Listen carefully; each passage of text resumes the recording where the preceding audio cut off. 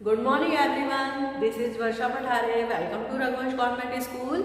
Class 4 chapter है आपका, हिंदी में चैप्टर है आपका 9 टेलीफोन की मुसीबत। ये आपको शायद मैंने पढ़ा दिया है ना, थोड़ा सा रह गया था। टेलीफोन के बारे में आपको पता होगा कि कोई किसी गांव में एक व्यक्ति रहता था, तो वहाँ पर क्या है, टेलीफोन, पहले टेलीफोन जो होते थे मोबाइल नहीं चलते थे, टेलीफोन ही ज़्यादातर चलते थे। तो कुछ ही लोगों क्या वो टेलीफोन हुआ करते थे। लोग अगर किसी के घर पर टेलीफोन लग जाता था तो लोग उसको परेशान कर डालते थे, बार बार उसके फ़ोन आते थे उसके किसी के भी। अगर वो इसी से टेलीफोन के विषय में बताया ये चैप्टर, और किस प्रकार से वो उसने जो व्यक्ति था उसने टेलीफोन लगवाया और टेलीफोन से वो उस तंग आ गया, उसका खर्चा बढ़ गया। अब क्या हुआ, फिर उसने क्या करा कि टेलीफोन के पैसे लेना शुरू कर दिए। अब पैसे लेना शुरू कर दिए तो एक तरीके की दुकान सी हो गई उनके घर में, है ना। रेजगारी की जरूरत पड़ने लगी और लोग बड़ा नोट लेके आने लगे और रेजगारी देना पड़ती थी उनको। और सबसे बड़ी मुसीबत ये हो गई कि दुकान होती है तो दुकान जैसी समझने लगे घर को भी। और तो रात न दिन कभी भी, चाहे रात के 2 बज रहे हो, 1 बज रहा हो, कभी भी घर में आकर फ़ोन करने के लिए आ जाते थे। तो टेलीफोन से बहुत मुसीबतें बढ़ गई थी उन लोगों की। मैंने यहाँ तक सेकंड पेज में फर्स्ट पैराग्राफ का सेकंड पेज में 4th पैराग्राफ आपका कंप्लीट करा दिया है ना। इसके आगे अपन पढ़ेंगे। एक बार अखबार में पढ़ा कि रात को टेलीफोन के बहाने कुछ लोग घर में घुस गए और मारपीट कर कबाड़ा कर गए। हमने निश्चित किया कि रात के 10 बजे के बाद ऊपर छत से झांक लें, तभी दरवाजा खोलें। अब यह हालात हो गए कि बाहर किसी ने आवाज़ दी नहीं कि हम ऊपर जाते, जीने का ताला खोलकर झांकते और नीचे आकर द्वार खोलते। द्वार बंद किया ही नहीं कि फिर से वहाँ से आए।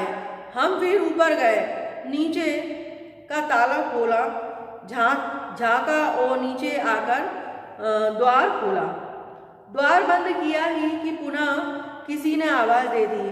2 ही दिनों में पैरों ने जवाब दे दिया।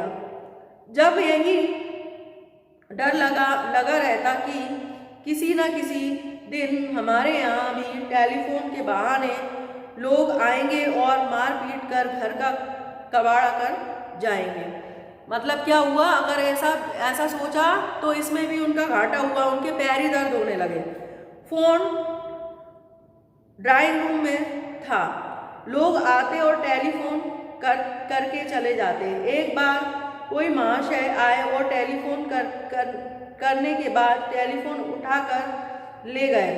हम इधर उधर भागे और टेलीफोन करने वाले की आवाज़ को पड़ोसी की आवाज़ों में ढूंढा, मगर सब बेकार। छोटी मोटी चीज़ों की तो हमें चिंता न थी, मगर अब हमारा ड्राइंग रूम में रहना आवश्यक हो गया। यह चौकीदारी बड़ी कठिन थी। श्रीमती जी का भोजन पकाना, नहाना, रामायण का पाठ करना, पूरे दिन सुनहरे सपने देखना, सब दुर्भर हो गया। मतलब क्या है, टेलीफोन ही उठा के ले गए उनके हॉल में से। तो अब क्या हुआ, जैसे तैसे टेलीफोन मिला, टेलीफोन अब क्या करना था उनको, सब पूरे टाइम टेलीफोन पे ही नज़र रखनी थी, हॉल में बार बार देखना था। तो उनका सब खाना पीना रहना सब दुश्वार हो गया।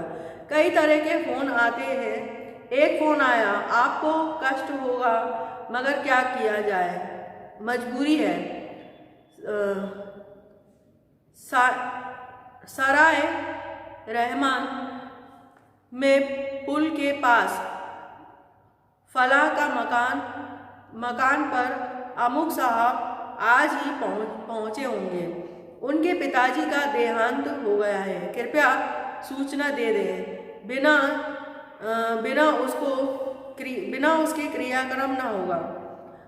हम हैं कि सराय रहमान के पुल के पास फला मकान का पता लगाने को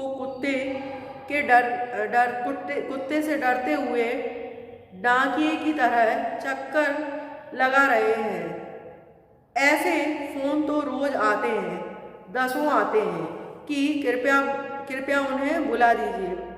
तब तनिक सोचने की बात है कि घर में तो हम कुछ भी पहने पड़े हैं, बुलाने कैसे जाएं? मगर प्लीज़ और कृपया हमें विवश कर देते हैं।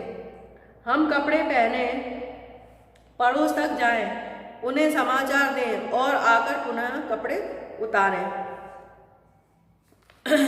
खैर, हमने तो इन मुसीबतों को किस प्रकार झेला, किंतु श्रीमती जी का स्नेह टेलीफोन के प्रति कम होता गया। पड़ोसियों और अजनबियों का वक्त बेवक्त आना उन्हें पसंद नहीं आया। लोग ट्रंक कॉल बुक कराकर नौकरियों की तरह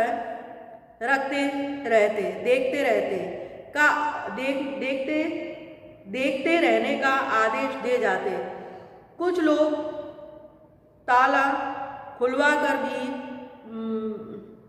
पसर जाते और हमारे कार्यक्रम नष्ट हो जाते। एक बार ताला लगाया ही था कि घंटी जोर से बजी। ताला खोला, फोन उठाया तो आवाज आई, माफ कीजिए, रॉन्ग नंबर था। एक बार तो रात के